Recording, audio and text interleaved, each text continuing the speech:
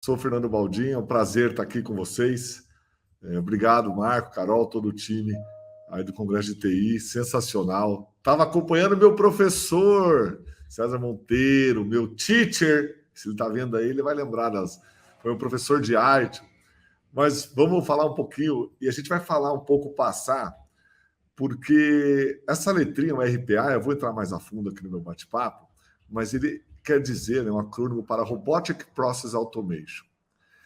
E isso é uma oportunidade. Você que está iniciando sua carreira na área de TI, você que está iniciando sua carreira na área de negócios, gosta de tecnologia, você que é chegadaço naquele macro do Excel, você que está bem doidinho aprendendo Python. Então, imagine que você pudesse fazer um monte de coisa, mas sem ter que ser um desenvolvedor avançado. Eu, particularmente, eu confesso um negócio para vocês. Eu não sei programar, não é por falta de vontade, é por incompetência mesmo, porque eu não consigo, aquelas variáveis, aquela coisa. Então, o RPA ele vem trazer uma nova forma da gente pensar essa carreira. Como que eu posso ser cada vez mais relevante? Então, esse é o bate-papo que nós vamos ter aqui. Vamos falar um pouquinho sobre RPA, sobre essa carreira e sobre como vocês, quem está aqui nos vendo, pode ter uma carreira de sucesso. Quem dirá uma carreira internacional? Hoje em dia o mundo não tem mais fronteiras. Né? Nós somos, como dizia no passado, a aldeia global. Hoje nós nos tornamos essa aldeia global. Né? Não há mais fronteiras entre onde eu estou e aonde eu posso atuar na minha profissão.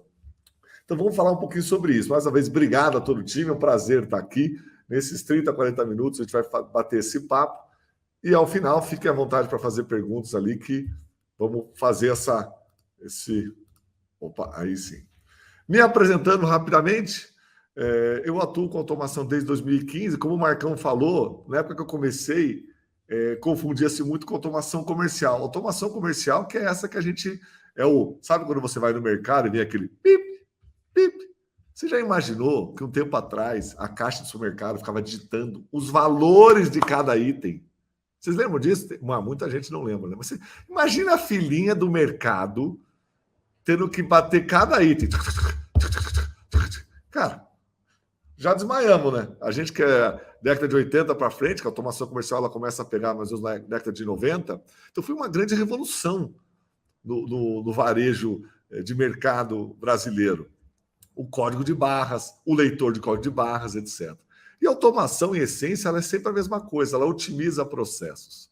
Então, o que ela otimizou lá atrás foi menos tempo para melhor assertividade para fazer as vendas, melhor controle de estoque. Então, imagine como seria o mercado hoje sem isso. Né? Isso também vem acontecendo. E desde 2015, eu brinco que eu trabalho com automação desde antes de existir a automação. Porque quando eu comecei a trabalhar com automação agora, falando de automação de software, a gente fazia automação mais baseada em script. Eu vou contar um segredo para vocês aqui, eu vou confessar. O pessoal de automação falava assim, não, esse negócio de automação de RPA, já vamos falar um pouquinho qual que é a diferença, esse Robotic Process Automation por tela, robô que abre o navegador, isso aí não vai dar certo. Quem vai querer isso aí? Muito complicado o negócio aqui, ó, scriptzinho, né? Happy hour, só ali. Olha, ainda bem que eu cuspi para cima, cuspi pouquinho, porque caiu na testa. Então, eu tenho mais de 20 anos na área de tecnologia. Estou na Automation Edge, né, que é um dos grandes provedores uma plataforma de RPA para o mercado global, mas no Brasil, eu junto com o time aqui da Automation Edge Brasil, junto com os nossos parceiros, Rubu e outros parceiros, ajudamos os clientes a iniciar essa jornada. Então, vamos lá falar um pouquinho, né, de uma realidade. O que está acontecendo? Essa informação não é nova, você deve ter visto isso já em milhares de vezes, mas que fala um pouquinho o seguinte, que há um déficit, né, nos próximos 5 anos, segundo a Brascom, de 530 mil talentos. E aí começa a surgir uma oportunidade, porque é o seguinte, a não ser que a gente vai explodir demograficamente, vai nascer gente aí à torto e direito, nós vamos ter esse problema por muito mais que 5 anos. E como que, então, a área de tecnologia está se repaginando para esse contexto? Se eu sei que eu não terei pessoas disponíveis, quer dizer que a forma como eu faço hoje, ela não vai ser mais viável. Para a gente fazer um paralelo, por exemplo, a agricultura mundial, né, brasileira, mundial, ela vem ganhando produtividade ano a ano. Se nós produzíssemos como produzíamos há 100 anos atrás, faltaria comida no mundo. Então a tecnologia ela vem para mudar essa forma. É óbvio que a forma que se faz o plantio hoje é totalmente diferente. Mesma coisa com as áreas de tecnologia. Nós vamos ter que mudar totalmente a forma de executar os nossos trabalhos. Não porque a gente quer, porque a gente acha que é certo, porque vai faltar gente. E aí entra um cenário muito interessante, que quando a gente vê assim, né, às vezes o pessoal pensa assim, não quer dizer, então vai faltar gente, vou pedir aumento. Hoje não me escapa. Vou trabalhar no exterior, vou acelerar minha carreira. Claro que as oportunidades existirão, mas lembre-se o seguinte, o mercado ele tem uma capacidade plástica de se adaptar à oferta e demanda. E aí começou a surgir no mercado o que a gente chama de ofertas no-code, low-code. O que é isso? Olha, gostou do terminho? O negócio é fazer... Gente, eu vou dar dica para vocês. Vocês falam um termo desse, no-code, low-code, cara, na reunião, pô, a galera já começa a chamar você de senhor, de doutor. Falou no-code, low-code. Mas vamos lá, o que é esses termos low-code e no-code? Começou como a gente vai ter falta de mão de obra. E não dá para subir salários até a eternidade. Né? O trabalho, o mundo todo vê todo mundo. Não existe mais barreiras. Eu comecei a ter que achar uma forma de rapidamente acelerar o desenvolvimento desse profissional. E aí, mais do que essa possibilidade de não, vai faltar gente, vou pedir mais meu salário, vou pedir mais benefício, etc. A grande questão em toda oportunidade que a gente vai ter, nós vamos falar aqui de tecnologia, mas antes da tecnologia, tem você, a pessoa. Então, não interessa se vai faltar, se vai sobrar. Eu diria o seguinte, o que mais importante do que o que você sabe é quem você é, em quem você acredita. Eu tocava uma operação de operações de serviços, uma empresa que chamava-se Premier, tinha um grande grupo na área de suporte.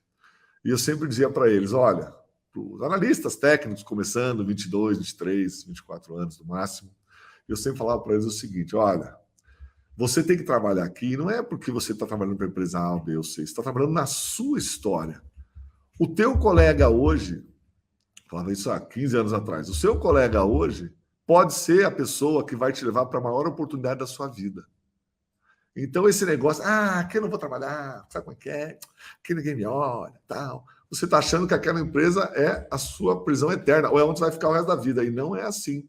A carreira profissional não é uma linha reta que você consegue ver quilômetros na frente. Ela é tortuosa. Daqui a pouco faz uma curva, você, nossa! Então, muito importante que mais do que você estudar, né? Claro, tem que estudar, tem que conhecer, mas quem você é, os seus valores são tão ou mais importantes para a sua carreira. Independente de onde você vai trabalhar, se é com RPA, que nós vamos falar aqui, ou se é para alguma outra jornada. Então, pensa nisso e vamos caminhar para essa jornada de automação. Como que funciona a automação, né? Esse tal de RPA? Antes de tudo, toda tecnologia que vocês forem fazer na vida de vocês, todo projeto, tecnologia, vocês podem gravar, pode tatuar isso aqui no peito, assim, no lado direito, assim, do braço. Porque toda iniciativa tecnológica, ela é, em resumo, uma intersecção de 3 elementos: pessoas, processos e produtos. Então, nós vamos falar aqui sobre RPA, sobre um produto de plataforma, como tem vários no mercado. Só que quando a gente vai falar de RPA, nós vamos também falar de processos. Você vai interagir, vai começar a falar sobre processos organizacionais. E aqui vem a grande diferença, na minha opinião, entre a carreira mais técnica de desenvolvedor na área de tecnologia e a carreira de analista de automação. Porque eu, como analista de automação, o meu conhecimento que eu tenho que ter na plataforma, ele vai suprir uma parte do que eu vou fazer. Mas eu vou precisar entender processos financeiros, fiscais, comerciais, porque para automatizar, primeiro vem o entendimento. A gente tem uma frase, né, que diz que, inclusive, vem da arte OV4, a otimização vem antes da automação. Você só vai automatizar aquilo que você entende. E, por fim, as pessoas. Né? Como que você vai engajar as pessoas que estão nas áreas de negócio? Então, o analista de automação, ele não é só uma pessoa que fica programando. Ele é uma pessoa que vai interagir com áreas de negócio, ele vai interagir com especialistas das áreas de negócio sobre o processo. Então, é uma profissão muito dinâmica. Você sai daquela visão assim, eu estou aqui, sabe aquela visão do desenvolvedor? Estou aqui programando, fico aqui. O analista de automação, o dia a dia dele é indo, como dizia, né, no Lean, vai no Gemba, onde o valor é criado. Você vai lá entender por que você faz isso aqui dessa maneira. Então, essa é a grande... E o que é legal da analista de automação, dos projetos de automação, é que você liberta as pessoas. As pessoas... Gente, é inacreditável a quantidade de pessoas que vivem a sua vida Ctrl+C, Ctrl+V, Excel, PowerPoint e página web, ou RP, SAP, seja qual for. É inacreditável. Isso até é um fenômeno que a gente percebe na produtividade. Pelo menos aqui no Brasil, a produtividade brasileira é uma linha reta desde 1970. E eu acredito que a Automation Edge ajuda os nossos clientes a aumentar essa produtividade, né? A riqueza gerada por pessoa aqui no país. Mas o que é esse tal de RPA, Fernando, que você está falando tanto aí e está me deixando curioso? Então, como eu comentei, né, o RPA é Robotic Process Automation. Em essência, é uma ferramenta de produtividade, gente, que vai ter o papel de simular... Peraí que a Siri no meu Mac aqui está querendo entrar na conversa. Vai para lá, Siri. Ele vai ter... Olha lá. Ó, sai para lá, Siri. Sai para lá, Siri. Ninguém quer falar com você aqui. É que o Mac tem uma Siri que ela é... É que eu sempre digo, a inteligência artificial é tão inteligente, às vezes dá vontade de não pedala. Mas, em essência, o que ele faz é imitar ou emular o usuário. Então, aqui é o primeiro ponto que a gente tem que entender. Uma ferramenta de produtividade, uma tecnologia que tem o papel de aumentar o alcance de um profissional. Em nenhum momento a automação vai ser uma ferramenta de aumento vou substituir as pessoas, etc. Quando você achar que a automação está substituindo, você já começou no lado errado. Outro ponto, quando a gente fala em imitar ou emular, cara, essa Siri tá chata, hein? Espera aí que eu tenho que calar ela aqui. Outro ponto que ela faz muito, quando a gente fala em imitar ou emular, é que é o seguinte: o robô tem capacidades, velocidade, padronização, redução de risco, só que o robô não tem habilidades, como tem o ser humano.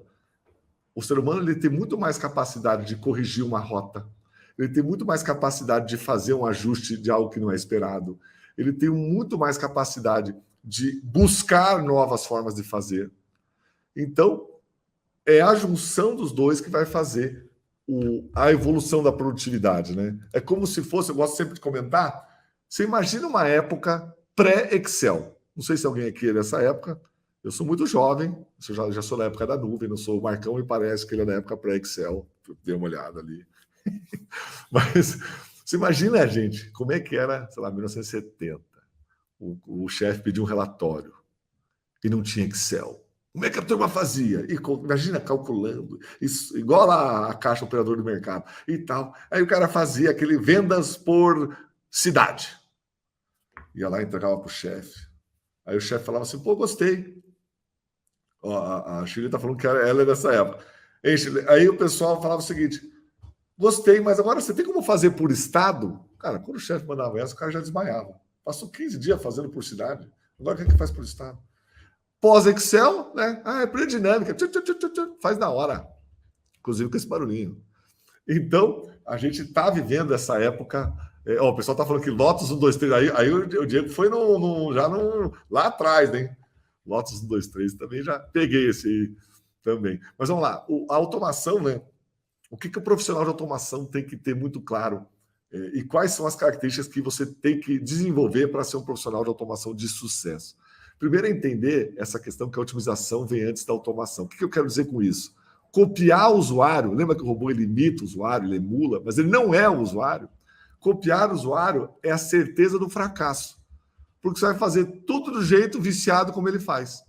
E o robô tem capacidades de conexões diretas a banco, de conexões de APIs, que o usuário não tem. Como é que o usuário vai conectar no API? Não tem, né? Ainda não tem. Sei lá, daqui a pouco o tio Elon Musk inventa um chip aí, sei lá. Mas hoje estamos API-less. E a gente, então, usar os melhores de cada um. As pessoas são boas para criar, analisar, corrigir, fazer novas rotas, sugerir situações inusitadas. E o robô ele é bom na atividade repetitiva, padronizada e rotineira. Segundo aspecto interessante, um analista de automação tem que ser criativo. Porque como ele não pode fazer como usuário, ele tem que entender qual é o objetivo que o usuário tem. E, por fim, ele tem que fazer o seguinte, olha, essa é a melhor maneira? Será que não tem uma forma diferente de eu conseguir atingir esse mesmo objetivo? Curiosidade. Vocês não acreditam como a gente aprende fazendo projetos de automação. Eu tô há 4, 5 anos nessa jornada e eu sempre aprendo uma coisa nova. Processos de negócio, regras de negócio, procedimentos que a gente nem imagina que são feitos. Nós temos um cliente, por exemplo, que fez comunicação de reportes da Covid, da área da saúde. Vocês não têm noção como era complexo para eles, em São Paulo, a quantidade de exames que eram feitos, ele tinha que comunicar o mais rápido para a Secretaria da Saúde. Tudo manual, o backlog que eles conseguiram resolver. Então, a gente não percebe o quanto... E a curiosidade vai te instigando, você vai chegar aquele momento e falar assim, pô, quero automatizar isso aqui só para ver se eu consigo. E você sempre vai aprender coisas novas. Isso é uma coisa assim, você acha que você tá bem assim, né? Tá galo. Não, agora eu tô sabendo tudo. Quando você vê um negócio que você nunca viu na vida. Então, você está sempre sendo desafiado. Cada vez mais o analista de automação vai ter que conhecer 80% de negócio e 20% da plataforma. Por isso que o 6º ponto é conhecimento técnico. Conhecer uma plataforma de RPA, seja Automation Edge, seja outra, vai te possibilitar você começar a criar fluxos automatizados sem código, por isso que a gente chama de low code, que é pouco código, ou no code, sem código. Então, low code, no code, são aquelas ferramentas de arrastar e soltar, que você vai, com uma ambientação na plataforma, conseguindo construir fluxos. Só que conhecer fluxo é um detalhe. Se conseguir construir fluxo na plataforma que seja, é um detalhe. Esses outros 5 pontos vêm antes para você ser um profissional de automação de sucesso. E esse profissional, gente, ele está super requisitado. A quantidade de vagas abertas, como toda a área de TI, né? O RPA não está longe, não está fora daqueles 530 déficits de profissionais dos 5 anos. Então, a oportunidade é muito latente. Só que eu gosto de dizer o seguinte, né? A minha experiência com automação, como desenvolvedor frustrado, mas automatizador que atua, a gente consegue ver mais o resultado do nosso trabalho. É uma coisa mais ágil. E quando você fala de automação, né, não existe só plataformas. Você vai ver uma corda sendo uma guerra de força no mercado, que é o seguinte: existem as automações que são feitas em plataforma, que é o Automation Edge, que é o arrasta e solta, low code, no code, mas esse robô pode também ser feito num código. No caso aqui, eu botei o símbolo do Python, né, que é tão clássico, mas tem outras linguagens. Os dois, nenhum é melhor do que o outro. Eu sempre digo que em tecnologia, falar que tecnologia A é melhor que B é muito relativo, depende do contexto, depende... aquela coisa que eu digo, né? Adianta você ter um carro elétrico e estar num lugar que não tem eletricidade? Não adianta.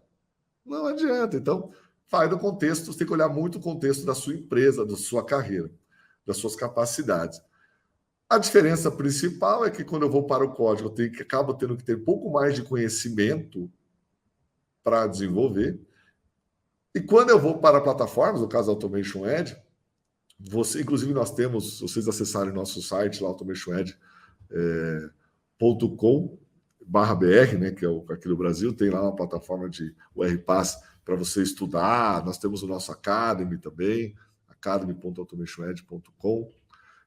Você vai ver que é uma plataforma, ela te corta caminhos, faz atalhos. Então, em essência, né, aqui nós estamos falando assim, eu tenho mais flexibilidade se eu vou para código, porque eu faço tudo, é uma folha em branco, mas quando eu vou para a plataforma, eu tenho mais escalabilidade nativa. Então, eu consigo ter 100, 200, 300, 500 robôs rodando e manter um padrão para manutenção, sustentação e etc. desse universo. Então, todo esse contexto aí ajuda. E por que a RPA é tão importante nas empresas? Por que tem crescido? Não? Veja, o RPA é uma tecnologia de 2015. começou-se a falar mais em 2015. Como é que em 7 anos ele é o mercado que mais cresce dentro das áreas de software, segundo as consultorias de TI? Ele é um mercado que, ano a ano, eles revisam o tamanho desse mercado para cima.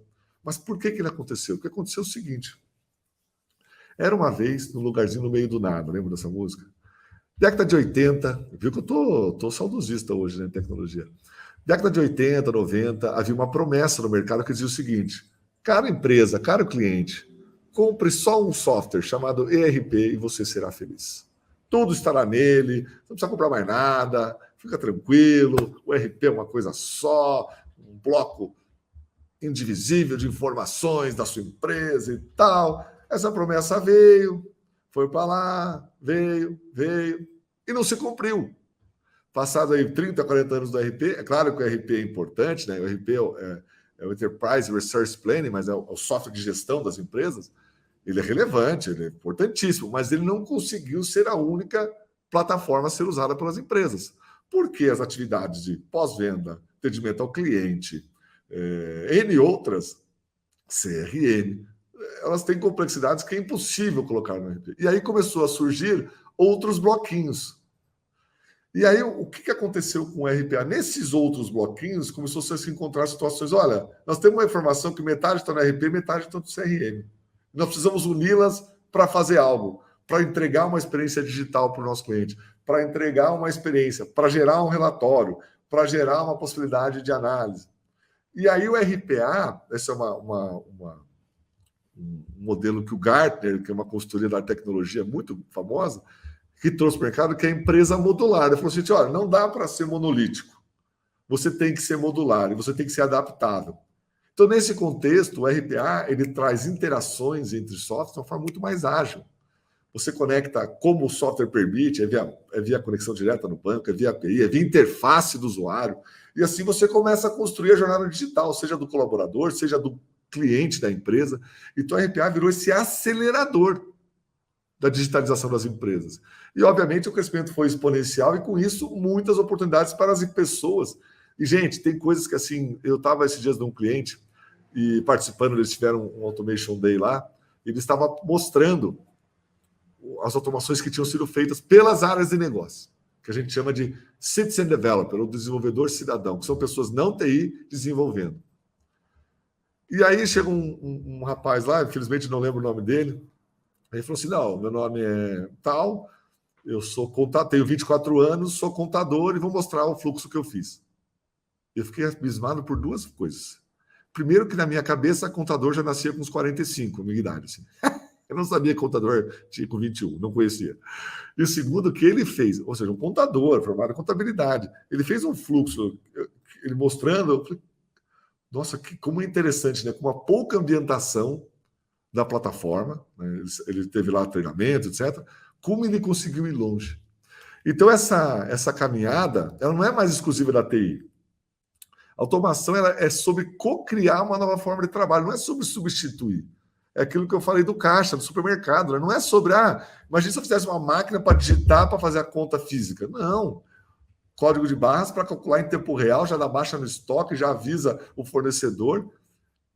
A automação não é... Por isso que quando se fala automação vai substituir as pessoas, eu não acredito, não é o que eu vejo na prática, mais de 100 clientes aqui no Brasil. A gente vê ela aumentando a capacidade das pessoas, porque elas param de gastar energia naquilo que não gera valor. Então, essa cocriação é encontrar novas formas de trabalhar. Como que eu posso fazer isso agora diferente? Né? Porque, a princípio, se a gente olhar o dia a dia de alguém, é muito assim, né? Ele faz trabalho de gente, ele pensa, tal, aí fica copia e cola, copia e cola. Faz trabalho de gente, copia e cola, copia e cola. Então, a gente fica oscilando, né? Muitas vezes as pessoas elas oscilam entre trabalhos analíticos, trabalhos de valor agregado e trabalhos de robô. E o que a gente quer com a automação é deixa o robô fazer aquela parte chata, repetitiva, padronizada e rotineira e liberta as pessoas. Ninguém vai fazer relacionamento com outra pessoa melhor do que um ser humano. Isso aí está para nascer. Então, essa visão que a gente percebe nos clientes que já tem uma certa jornada, que os analistas começam a entender, isso aqui é trabalho para robô, isso aqui é trabalho para pessoa. Então, você começa a fazer essa jornada. E o que é a gente poder automatizar, né? O que uma plataforma de RPA faz? A plataforma de RPA, gente, em resumo, ela é o quê? Ela é uma tecnologia de Robotic Process Automation, que a gente vai classificar aqui como acesso à interface. Então, toda vez que eu vou abrir um site, que eu vou abrir um RP, um sistema de gestão, seja o que eu for abrir, como usuário, eu estou usando tecnologia de automação RPA. Existe uma outra forma de automatizar, que a gente chama de ITPA. Menos nobre, mas tão boa ou tão importante quanto, que a gente chama de IT Process Automation. É quando eu automatizo por background. Então, nem sempre vale a pena você ir pela interface. A gente tem um ditado em automação que quanto mais próximo do código, mais feliz será a sua vida. Então, mais dinâmico, mas nem sempre você tem essa possibilidade. Então, você tem RPA e TPA, automações de interface, que é o RPA, e automações por background, por scripts, por APIs, etc., que é o TPA. Você tem a camada de dados, que é a tratativa de dados físicos, quando você precisa fazer uma digitalização com OCR, que é Optical Character Reading, né? É transformar um documento digital em dados pesquisáveis, dados selecionáveis. E, por fim, o que nós chamamos no mercado de hiperautomação, que é quando a gente começa a misturar robô que executa a tarefa com robô que tem a capacidade de analisar e executar atividades, análise de classificação, muitas vezes. Então, o robô pode ter um modelo de inteligência artificial ou machine learning que interpreta no e-mail comercial qual é o produto que o cliente está querendo, qual é o ticket que ele quer abrir, esse tipo de situação que ele começa a poder trabalhar e agregar num fluxo de automação. Então, aumentando ainda mais a exponencialidade das pessoas através dessa jornada. E quando você for falar de automação, vai começar a sua carreira em automação, eu já vou falar um pouquinho como que você pode fazer isso, você tem que lembrar sempre o seguinte, né? Ao fazer um robô, nós tendemos a focar muito na camada da atividade, que é onde o robô vai, de fato, executar. Vai abrir o browser, vai fazer as ações, etc. Só que o mais importante que isso é a governança desse robô. Então, ao falar de automação, quando você for falar de automação, quando você for buscar automação numa área de negócio, quando for fazer o seu primeiro projeto, você vai lembrar nesse slide aqui que é o seguinte, olha, eu lembro que o Fernando, aquele narigudo meio estranho lá, falou para mim o seguinte, eu vou mapear a atividade que eu vou automatizar. Isso é importante. Então, o que é mapear a atividade? Você normalmente vai gravar um vídeo, vai mapear isso em tela a tela. Só que você vai se preocupar em como que será a entrada dos dados. Ela vem no arquivo, ela é estruturada, ela vai ser manual. Então, essa pergunta você tem que fazer. De onde vêm os dados que eu vou precisar para executar a atividade? Qual é a saída desses dados? Qual é a saída esperada? A saída pode ser um arquivo, a saída pode ser um registro em outro sistema, a saída pode ser N outras maneiras, mas você tem que estar muito claro para a pessoa qual é a saída esperada que você quer. Fechou essas arestas, fechou a atividade, fechou a entrada, fechou a saída, aí você vai conectar no que a gente chama de arquitetura. O que é arquitetura? Como você vai poder controlar o que o robô fez ou não fez, que etapa ele está. Na prática, muitas vezes isso é feito, esse controle de fluxo é feito num banquinho de dados de apoio ou até um arquivo, mas você vai, a cada etapa que o robô vai fazendo, você vai fazendo ele fazer um checklist em algum lugar, dá um check lá, passei etapa 1, passei etapa 2, passei etapa 3. E isso é quando você cria a arquitetura dessa tarefa.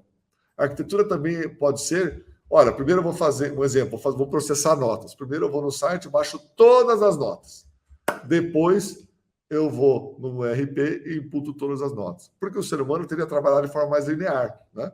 Ele baixa uma nota, vai lá, imputa. Baixa uma nota, vai lá, imputa. Por quê? Porque a gente, ser humano, se a gente não fizer uma coisa assim, um pouco mais linear, a gente se perde. Só que o robô não se perde. O robô é tipo aquele que nós vamos ficar com 70, 80 anos, que a gente fica tudo organizadinho, sabe? Então você usa as vantagens do robô dentro de uma arquitetura que permita você escalar e fazer essa jornada. E aonde que a gente pode aplicar isso? Áreas de tecnologia, está aqui o pessoal da Desk Manager, aqui, que tem um software fantástico, que já automatizaram vários clientes, a Desk Manager com Automation Edge também. Você pode fazer uma série de rotinas, você pode fazer rotinas do financeiro, Depois eu vou passar esse material, né? Comercial, a automação ela é horizontal na companhia. Eu estou para conhecer uma empresa que não tem oportunidade de automação hoje em dia no Brasil. O Brasil tem um baixo índice de adoção da automação, daí a oportunidade muito importante de carreira para aqueles que querem iniciar. E como que eu começo? Como que eu inicio? E aqui eu queria trazer esse exemplo, né? Existem cursos, né? Falando de Automation Edge, nós temos o nosso Academy de Automation Edge, onde você pode se cadastrar e fazer um curso de Automation Edge. Nós temos o canal no LinkedIn, o canal no YouTube da Automation Edge Brasil, que você pode aprender bastante. Você tem uma plataforma da Automation Edge que você pode fazer o seu cadastro e ter acesso. Então, a Automation Edge nós temos a nossa comunidade. Se pesquisar Community Automation Edge, você vai achar. Temos um monte de recursos. Temos um monte de informação. Nós temos o treinamento da Automation Edge com certificação, que é feito pelo time da Automation Edge. Também você vai em automationedge.com.br/treinamento. Está lá as informações, preço, tudo está lá. Só que você pode estudar, meu filho, se eu te der um livro, Boas Práticas para Pular de Paraquedas. Você pode ler esse livro 10 vezes. Mas a hora que for a tua vez de pular, meu irmão, a hora que você tiver igual esse cara, não tem saída. Vai apertar tudo. Vai dar aquele frio no estômago. Então, automação, né, a gente tem que estudar, tem que se dedicar, tem que aprender, mas não tem outra maneira de aprender que não seja fazendo casos reais. Às vezes pode fazer uma coisa para você, não precisa ser só da empresa. Eu quero automatizar isso aqui, e você vai tentando, aprendendo, aí buscando informações. Nós temos o nosso grupo do Telegram também. Então, você vai buscando essas informações conforme você vai precisando, porque o espectro é tão grande que você não consegue saber tudo. Por isso que, por exemplo, começar com um curso, um treinamento, tirar uma certificação, é um grande início. O curso já ajuda muito para você conseguir. Eu sempre digo o seguinte, né? Certificou, em 3 meses você não está empregado, dá o dinheiro de volta. Porque a busca é tão grande que não é impossível. Né? Então, essa busca profissionais faz com que a demanda seja alta. Então, quem tem nem tanto conhecimento prático, até porque hoje não tem muitas pessoas que estão com conhecimentos práticos, visto que é uma tecnologia muito nova. Nova entre aspas, 3, 4 anos, mas comparado com outras tecnologias que estão 15, 20 anos, ela é nova. Aqui é só um exemplo. O Felipe é um responsável por automação num cliente nosso. Então, só comentando, né? Você veja, tem pessoas que estão chegando no 90º robô. E a equipe dele é ele e mais uma pessoa, se não me engano, junto com a Celina, que é responsável. Então, não é uma coisa de outro mundo. Não precisa ser nenhum tipo de especialista na tecnologia. Aqui um outro caso, um outro cliente, Marco Polo, que tem lá mais de 200 fluxos. Não. Ó, você viu que tal aquele tiozinho do Fantástico que faz pesquisa? Quantos desenvolvedores você acha que de verdade a Marco Polo tem? 30? É menos, hein? É menos. Você falou 20? É menos. É menos.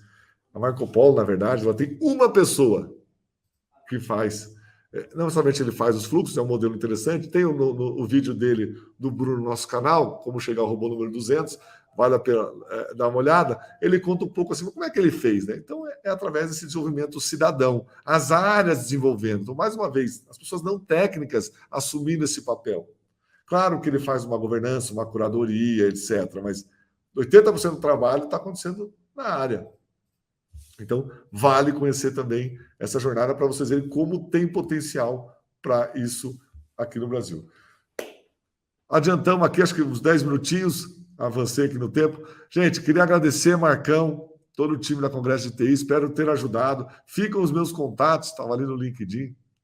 Também me acompanha lá, estou falando sempre sobre automação, RPA, e no que eu puder ajudar, estou sempre à disposição.